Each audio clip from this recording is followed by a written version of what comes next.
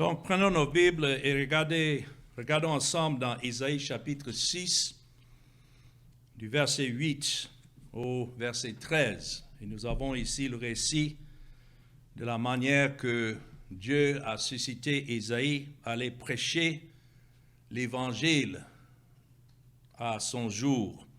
Oui, ceux de l'Ancien Testament, étant des prophètes, ils avaient en eux l'Esprit de Christ. Donc, il ne faut pas supposer qu'ils prêchaient un autre message que l'Évangile. Ce que Isaïe prêchait, c'était en vue de l'œuvre de Christ qu'il devait accomplir en venant dans ce monde. Et nous, aujourd'hui, nous sommes en train de prêcher ce qu'il a accompli lorsqu'il est venu. Mais c'est le même message, c'est le même Christ, c'est la même œuvre de Dieu qu'il envoie chacun de ses prédicateurs à les prêcher. Donc ça, c'est le titre de ce message, envoyé par Dieu pour prêcher l'Évangile. Ici, dans le verset 8, nous lisons « J'entendis la voix du Seigneur ». Personne ne peut aller prêcher Christ si d'abord Christ ne s'est pas révélé en eux. Donc j'entendis la voix du Seigneur disant, « Qui enverrai-je et qui marchera pour nous ?» Je répondis, « Me voici, envoie-moi. » Il dit alors, « Va et dis à ce peuple, vous entendrez et vous ne prendrez point. Vous verrez et vous ne saisirez point. » Insensible le cœur de ce peuple, endurcit ses oreilles et bouche-lui les yeux, pour qu'il ne voie point de ses yeux, n'entende point de ses oreilles, ne comprenne point de son cœur, ne se convertisse point et ne soit point guéri. Quel message qu'il avait à annoncer. Donc, il pose cette question, verset 11, « Je dis, jusqu'à quand, Seigneur ?» Et il répondit, « Jusqu'à ce que les villes soient dévastées et privées d'habitants, jusqu'à ce qu'il n'y ait personne dans les maisons et que le pays soit ravagé par la solitude, jusqu'à ce que l'Éternel ait éloigné les hommes. » Il y en a qui pensent que lorsque Dieu envoie des prédicateurs, c'est pour le salut des pécheurs. Et c'est vrai, il y a la prédication pour le salut des élus, mais il y a aussi un message de condamnation que nous voyons. Donc dans le verset 12, jusqu'à ce que l'Éternel ait éloigné les hommes. Nous savons que l'Évangile est une épée à double tranchant. Et Dieu s'en sert pour le salut de ses élus, ceux pour qui Christ est mort, mais l'endurcissement d'autres. Dieu ne doit le salut à personne, c'est par la grâce de Dieu seul. Donc, jusqu'à ce que l'Éternel ait éloigné les hommes et que le pays devienne un immense désert. Et s'il y reste encore un dixième des habitants, ils seront à leur tour anéantis.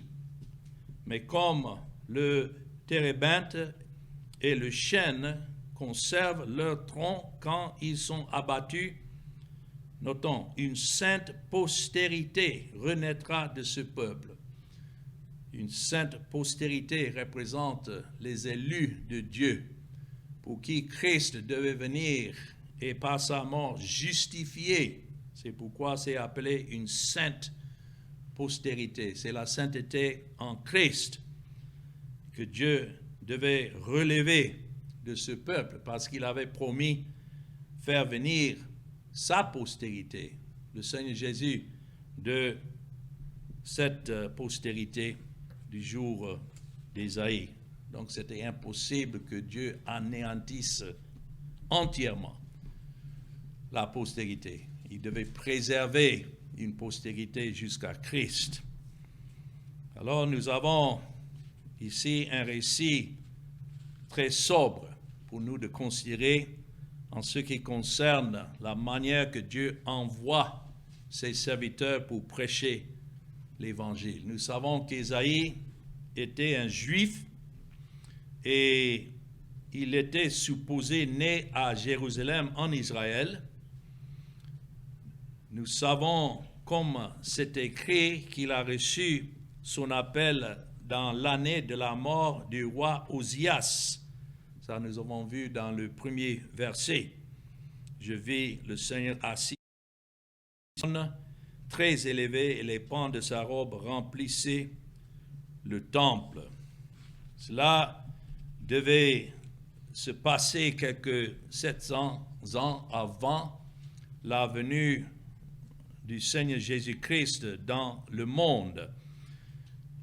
Les gens supposent qu'Ésaïe avait à peu près l'âge de 20 ans lorsque le Seigneur l'avait suscité et l'avait appelé.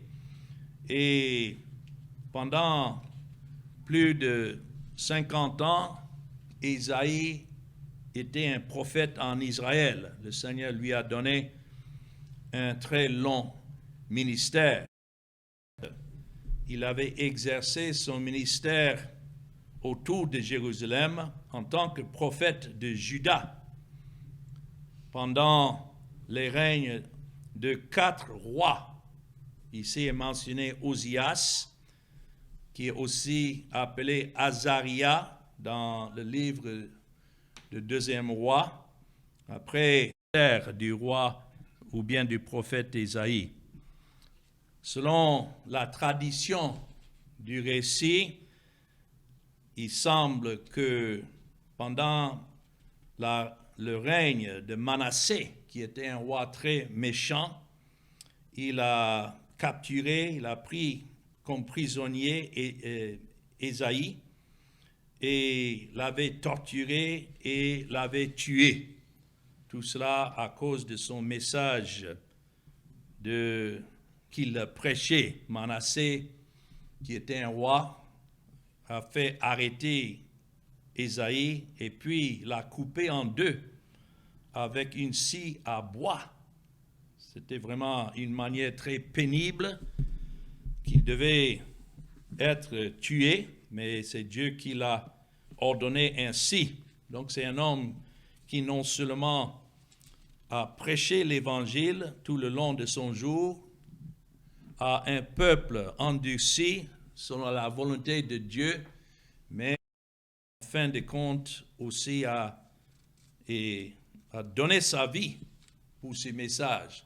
C'est le Seigneur qui l'a retenu pour ne pas qu'il dévie de tout, du message qu'il avait à annoncer. Dans Hébreux chapitre 11 et le verset 37, l'écrivain aux Hébreux parle de ceux qui furent lapidés, et puis nous remarquons sciés, torturés, et ils moururent tués par l'épée. Ils allèrent ça et là vêtus de peau de brebis et de peau de chèvre, dénués de tout, persécutés, maltraités.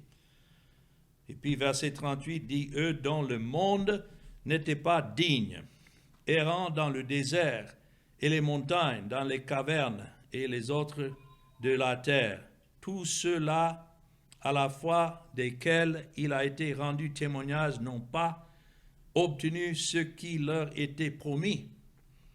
C'est-à-dire qu'Ésaïe, comme les autres, prêchait la venue du Christ, mais ils sont morts avant de voir son arrivée.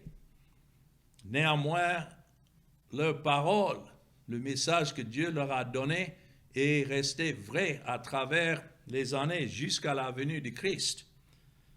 Et puis verset 40 dit, Dieu ayant en vue quelque chose de meilleur pour nous, nous qui vivons de ce côté de la venue du Christ, afin qu'il ne parvinsse pas sans nous à la perfection. C'est-à-dire, c'est à la croix que tous ceux que Dieu a choisis, il les a justifiés une fois pour toutes, que ce soit ceux de l'Ancien Testament, que ce soit ceux depuis la croix de nos jours. Alors, voilà ce qui est derrière ce récit que nous avons à considérer en continuant notre étude dans Ésaïe chapitre 6. Mais je voudrais revenir là et dans le verset 8, voir avec vous d'abord cet appel.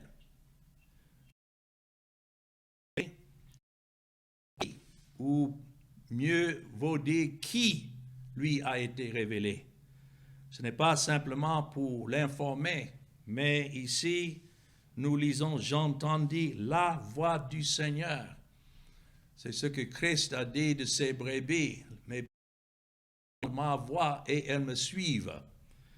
Donc, nous avons ici non seulement que Ésaïe, comme le verset 1, nous dit qu'il a vu le Seigneur assis sur un trône très élevé, mais aussi, ici, verset 8, il a entendu la voix. Je peux dire que ça, c'est le témoignage de tous ceux que le Seigneur suscite pour les envoyer prêcher l'Évangile. Ça commence d'abord avec une vue du Seigneur Jésus-Christ. Nous parlons ici d'une vue spirituelle que Dieu donne lorsqu'il révèle Christ au cœur. Et puis, c'est suivi par la voix du Seigneur. Comment est-ce que Dieu fait entendre sa voix aujourd'hui? C'est à travers cette parole. Aucun ne peut aller prêcher, dire qu'il est envoyé de Dieu s'il ne prêche pas cette parole qui est la voix du Seigneur. Et gare à nous de prêcher autre chose que ce qui est déjà révélé concernant Christ dans sa parole. Mais quand Ésaïe a vu l'Éternel et lorsqu'il a entendu la voix du Seigneur, qu'est-ce qu'il a vu? Et qu'est-ce qu'il a entendu? C'est intéressant ici que nous avons dans ce passage,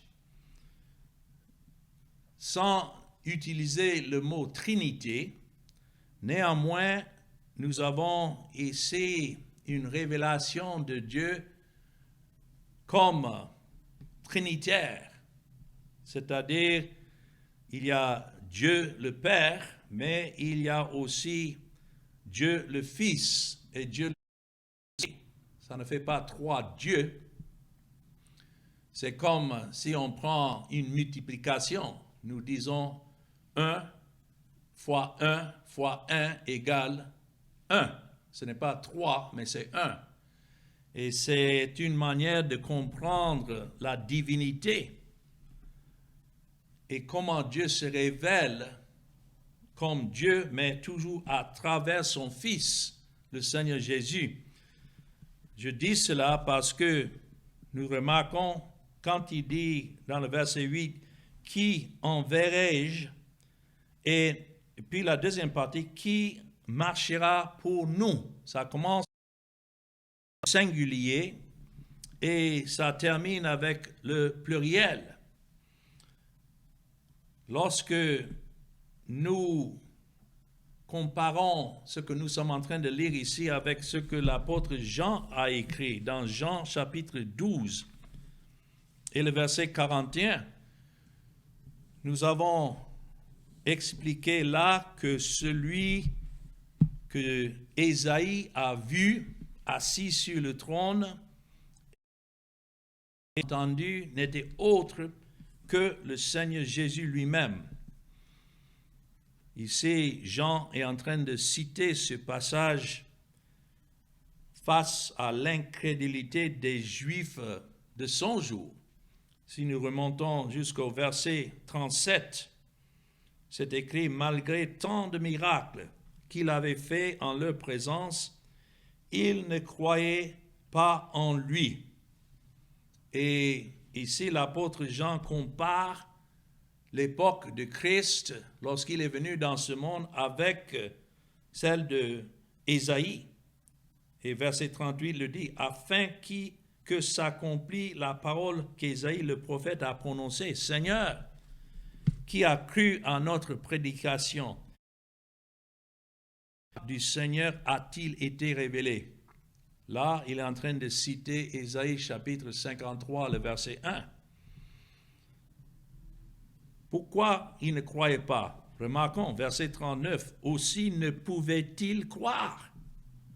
Parce qu'Ésaïe a dit encore, il a aveuglé leurs yeux. Qui a aveuglé leurs yeux? C'est Dieu.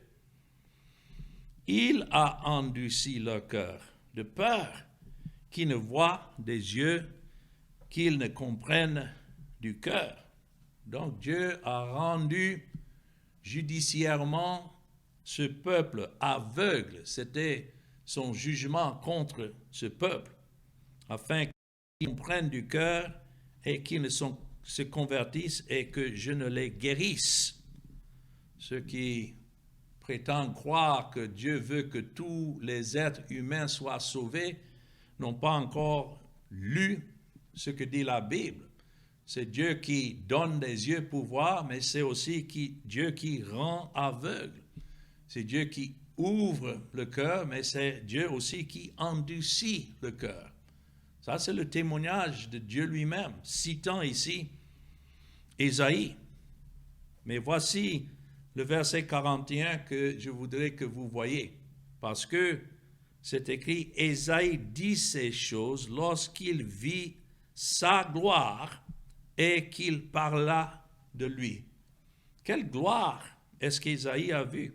Et de qui est-ce qu'il parlait? Jean, ici, l'applique au Seigneur Jésus. Quand il dit, Ésaïe dit ces choses lorsqu'il vit sa gloire. Il a commencé dans le verset 37 en parlant de Christ. Malgré tant de miracles qu'il avait fait en leur présence, ils ne croyaient pas en lui. Donc c'est de lui que Jean explique ici ce qu'Ésaïe a vu et entendu lorsqu'il va vivre sa gloire.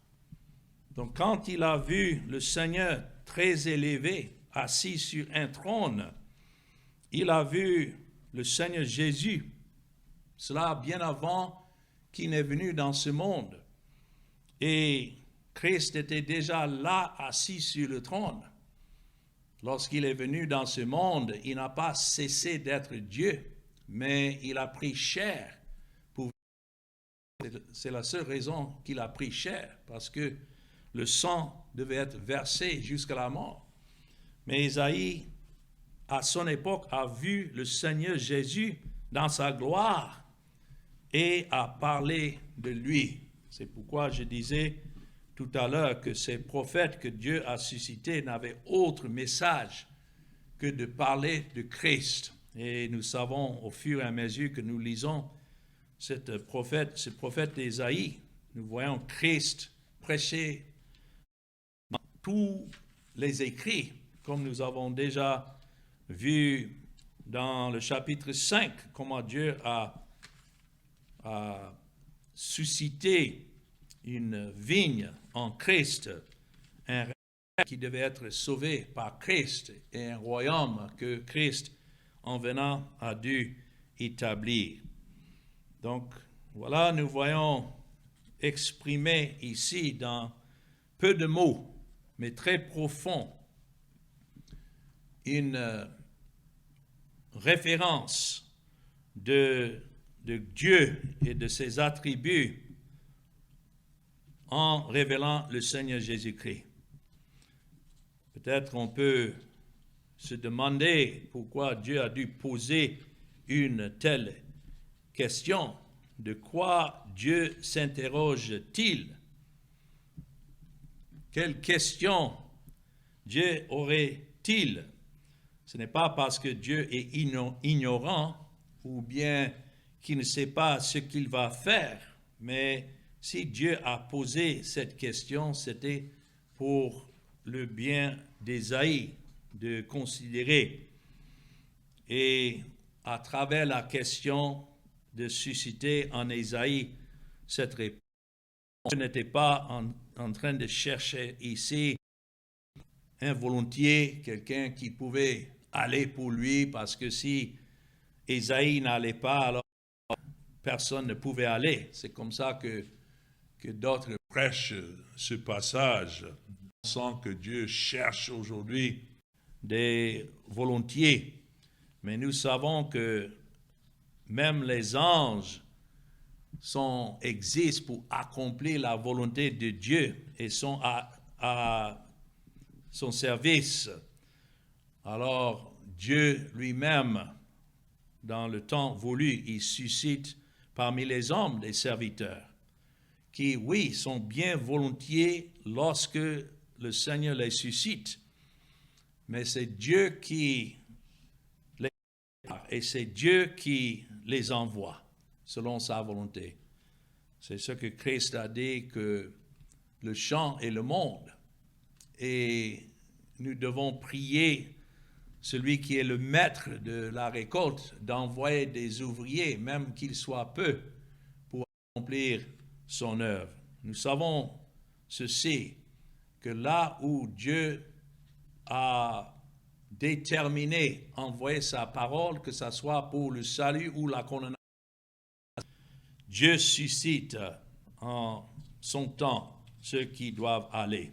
Donc si Ésaïe a répondu ici dans le verset 8, « Me voici, envoie-moi », ça c'était une réponse déjà à l'œuvre de l'Esprit en lui qui lui a rendu bien volontiers cette tâche. Ce que nous savons, c'est que là où Dieu va faire une œuvre spirituelle dans le monde, il envoie ses prédicateurs. C'est ce que Paul indique dans Romains chapitre 10 et le verset 9 et 10.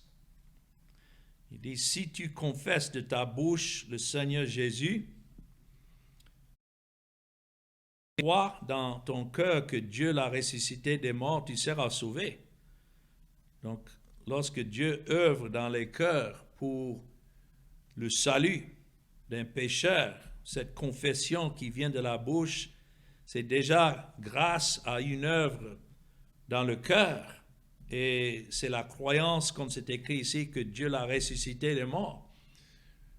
Donc, toute véritable foi en vue la mort de Christ et sa résurrection. Pourquoi est-ce qu'il est mort? Il est mort pour satisfaire à la justice de Dieu.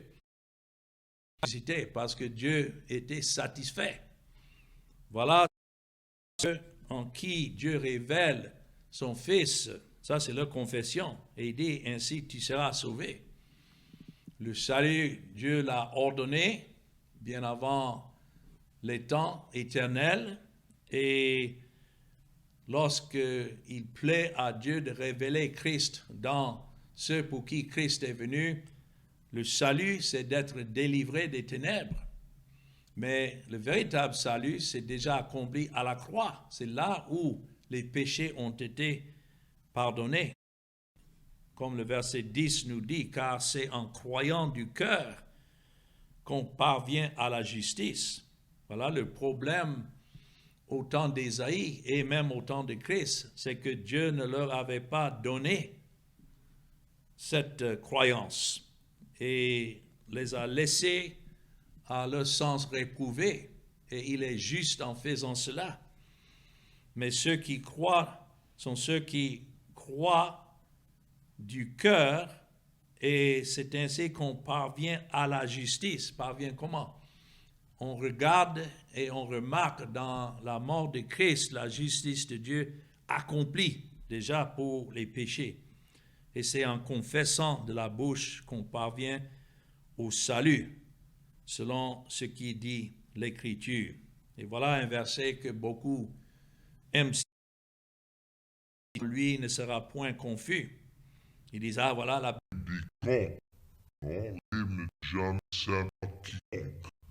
Mais quoi? Quiconque croit en lui ne sera point confus. Ce n'est pas tout le monde qui croit. Et ce n'est pas à tout le monde que Dieu donne la croyance. Donc ici, c'est une grâce spéciale. Mais ici, il dit dans le verset 12, il n'y a aucune différence, en effet, entre les Juifs et les Grecs, puisqu'ils ont tous un même Seigneur qui est riche pour tous ceux qui l'invoquent. Mais qui sont ceux qui l'invoquent, si ce n'est ceux en qui il met son esprit pour leur donner cette vue du Seigneur Jésus-Christ et qu'ils ont sa voix qui les attire à lui. C'est ainsi, verset 13 dit, car quiconque invoquera le nom du Seigneur sera sauvé. Voilà encore, ça ne dit pas simplement quiconque, mais quiconque invoquera. Quiconque dans le sens que tous ceux qui l'invoquent, qu'ils soient juifs ou grecs, c'est dans ce sens quiconque. Tous les hommes sans distinction, non pas sans exception. Ce n'est pas tous les êtres qui invoquent le nom du Seigneur qui sont sauvés, non, mais ceux que Dieu lui-même attire par sa grâce. Mais comment? Voilà le point que je voudrais que nous voyions, l'importance pour Dieu d'envoyer des prédicateurs avec ce message de sa gloire et l'honneur de Christ. C'est écrit, comment donc invoqueront-ils celui en qui ils n'ont pas cru? Nous sommes nés, tout être est né dans les ténèbres.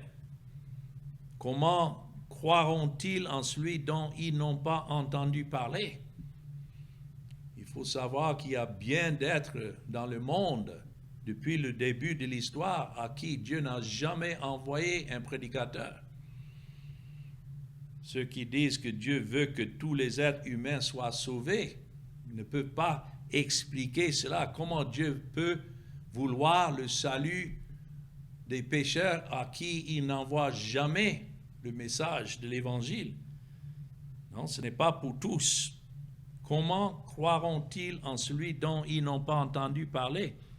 Et comment en entendront-ils parler s'il n'y a personne qui quoi? Prêche. C'est à travers la prédication de Christ, de son œuvre, qui il est, pourquoi il est venu, qu'est-ce qu'il a accompli par sa mort, pour qui il est venu et où il est maintenant. Voilà l'Évangile. Mais comment entendront-ils parler s'il n'y a personne qui prêche? Comment y aura-t-il des prédicateurs s'ils ne sont pas quoi? Envoyés? Écrit qu'ils sont beaux les pieds de ceux qui annoncent la paix, de ceux qui annoncent de bonnes nouvelles. Quelques-uns peuvent peut-être dire non, mais Ésaïe n'a pas vu de convertis de son jour et c'est Dieu qui lui a envoyé, disant, comme c'est écrit dans le verset 9, va et dis à ce peuple, vous entendrez et vous ne comprendrez point.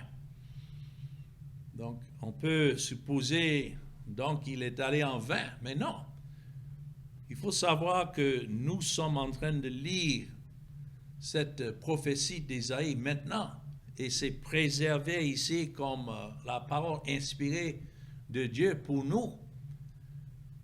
Et même s'il n'y avait pas de convertis au temps d'Ésaïe, lorsqu'il est sorti prêcher, néanmoins c'est préservé ici dans la parole pour d'autres, que plus tard, Dieu s'est servi de cette prophétie pour tourner leur cœur. Je ne peux passer que de mentionner l'Éthiopien, l'eunuque, qui est parti à Jérusalem procurer une portion des Écritures. Et il lisait effectivement le prophète Isaïe lorsqu'il retournait chez lui, lorsque Dieu a envoyé Philippe, cela dans Actes chapitre 8. Et c'est quel passage est-ce qu'il lisait? Il lisait Ésaïe chapitre 53. Et c'est ainsi que le Seigneur a utilisé sa parole pour révéler Christ dans l'eunuque. C'était un Africain, il était de l'Éthiopie. Alors, même si au temps d'Ésaïe, cette parole est tombée sur des oreilles sourdes, néanmoins, Dieu a préservé la parole pour que cela serve pour la conversion d'un eunuque d'Éthiopie. Et moi-même, je peux le dire, mon témoignage, c'est lorsqu'il a plu à Dieu d'ouvrir mes regards tout en prêchant, en lisant Ésaïe chapitre 6, que je voyais que jusqu'à là, je n'en avais pas vraiment eu la révélation de Christ, mais à partir de là, à Dieu de révéler Christ en moi. Donc c'était pour moi, même au jour d'Ésaïe, il n'y avait pas ceux qui ont entendu. Mais néanmoins, quelle que soit la difficulté de la tâche, nous voyons dans ce que Ésaïe a exprimé son désir d'aller, me voici, j'irai. Et c'est ainsi que la grâce de Dieu nous rend sensibles de désirer accomplir sa volonté. C'est lui qui œuvre en nous pour faire son bon plaisir. Alors ça, c'est le premier point concernant son appel, la manière que Dieu a suscité Isaïe. Mais dans les versets 9 et 10, deuxièmement, nous voyons sa mission décrite. Et comme je disais déjà, ce n'était pas une mission facile. Il a dit, va. C'est lorsque le Seigneur envoie ses prédicateurs qu'ils vont partout où il les envoie. Et si je prêche aujourd'hui à certains d'entre nous qui sont des prédicateurs, que nous sommes là où le Seigneur nous a placés. C'est à lui de diriger nos pas. Et nous ne pouvons que dire comme Ésaïe, me voici, envoie-moi. Alors, qu'est-ce qu'il devait aller dire à ces gens? Et c'est ainsi que nous avons lu cela déjà dans les versets 9 et 10. Dieu a dit à Ésaïe d'aller prêcher à un peuple qui ne devait pas répondre à l'appel. Il y en a ceux qui entendent la prédication, ils entendent ce que nous prêchons, mais il n'y a pas de réaction. Ils ne s'approchent pas de Christ. Pourquoi? Parce qu'ils laissent à eux-mêmes. Je dois dire à ceux qui pensent qu'il faut que Dieu laisse à l'homme le choix. Si Dieu laisse à l'homme le choix, voilà le résultat. Il sera toujours condamné. En voyant, il ne verra point. En écoutant, il ne comprendra point. Et nous savons que cela était notre état jusqu'à ce qu'il a plu à Dieu de révéler Christ en nous. Si quelqu'un demande, mais pourquoi est-ce que Dieu agit ainsi? C'est afin de démontrer davantage la culpabilité de chacun, de savoir que le salut vraiment est de Dieu et de Dieu seul à travers l'œuvre de Christ. Mais autrement, si Dieu rend son jugement et qu'il laisse les gens à leur sens réprouvé, la réponse sera le même. Ils vont toujours rester dans la condamnation. Et ça, c'est la condamnation. D'autres pensent que la condamnation, c'est quelque chose à venir. Non, le jugement existe aujourd'hui en ceux à qui Dieu les a donnés à leur sens réprouvé. C'est un jugement certain que Christ est venu dans le monde comme la lumière, mais les gens ont aimé les ténèbres plus que la lumière. Ça, c'est un jugement que Dieu a rendu. Donc, nous ne pouvons pas imaginer que puisque nous avons l'Évangile et nous sortons et nous allons prêcher, que nécessairement les gens vont suivre et vont croire. Seulement ceux que Dieu lui-même a élus. Seulement ceux pour qui Christ a donné sa vie. Ceux-là, l'Esprit de Dieu attire, mais les restes resteront sous le jugement de Dieu, dans les ténèbres, sourds à l'appel de l'Évangile et mourront dans cet état. Maintenant, ayant vu le message, la mission décrite, c'est ainsi dans les versets 11 à 13 que nous voyons cette bonne question, parce que ça peut nous décourager. Si nous-mêmes, nous nous levons chaque fois et nous prêchons et nous ne voyons pas les masses en train de se tourner vers Christ, bien sûr, ceux qui prêchent un autre évangile, ils ont toujours une manière d'influencer les gens à prendre une décision et pour eux, ils pensent que Dieu est en train de bénir. Mais tel n'est pas le cas. Il ne prêche pas le Christ souverain. Donc, lorsque nous savons qu'il est entre les mains de Dieu de sauver qui il veut ou bien de condamner qui il veut, ça suscite la même question, n'est-ce pas, verset 11. Qui d'entre nous n'a pas posé cette question? Jusqu'à quand, Seigneur? Jusqu'à quel point, combien de temps est-ce que nous devons prêcher ce message de Christ et voir les gens refuser d'entendre et d'écouter? Et le Seigneur a donné la réponse. Il dit jusqu'à ce que les villes soient dévastées et privées d'habitants, jusqu'à ce qu'il n'y ait personne dans les maisons. Rappelons-nous qu'Ésaïe a annoncé le jugement certain des 10 tribus du nord à la main des Assyriens qui devaient venir en peu de temps et dévaster le pays.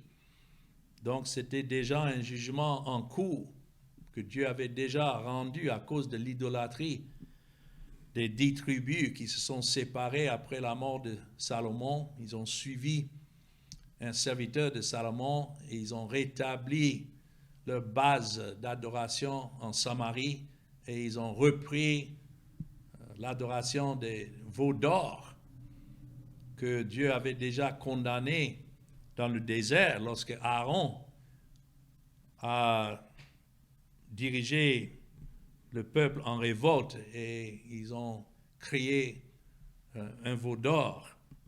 C'est donc Jéroboam, le serviteur de Salomon, qui avait rétabli cela. Et pendant une centaine d'années, ils ont suivi cette manière d'adorer.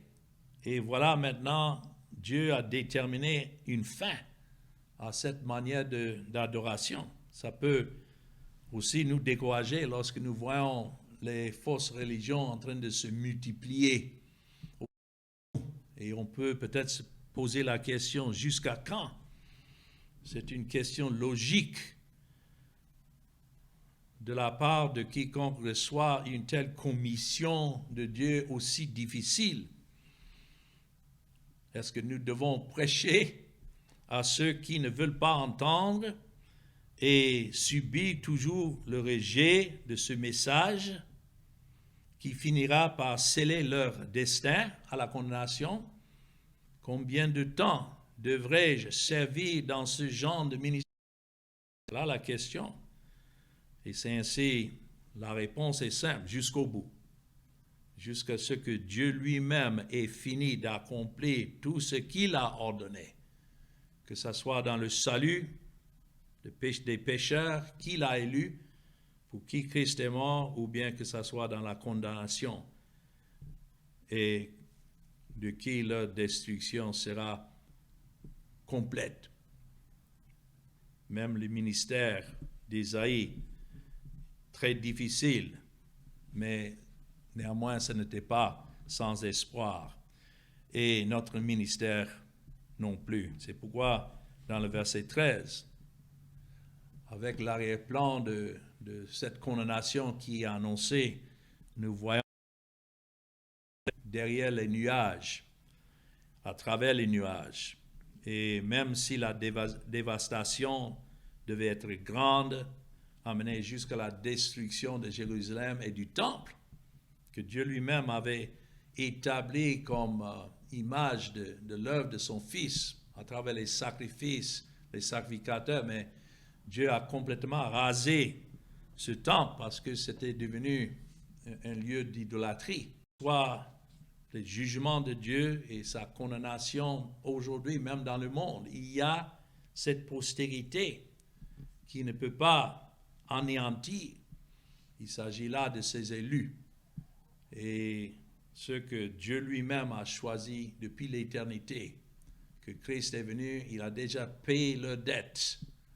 Et ceux-là sont déjà justifiés devant lui, même s'ils ne le savent pas, vivant dans leur incrédulité. Mais dans sa grâce et au moment que Dieu ordonne, à travers la prédication de l'Évangile, il fera renaître cette postérité parmi son peuple. quel encouragement que c'est pour nous en prêchant l'Évangile. Et je prie que cela soit un encouragement pour nous tous. Que le Seigneur soit béni à travers sa parole. Amen.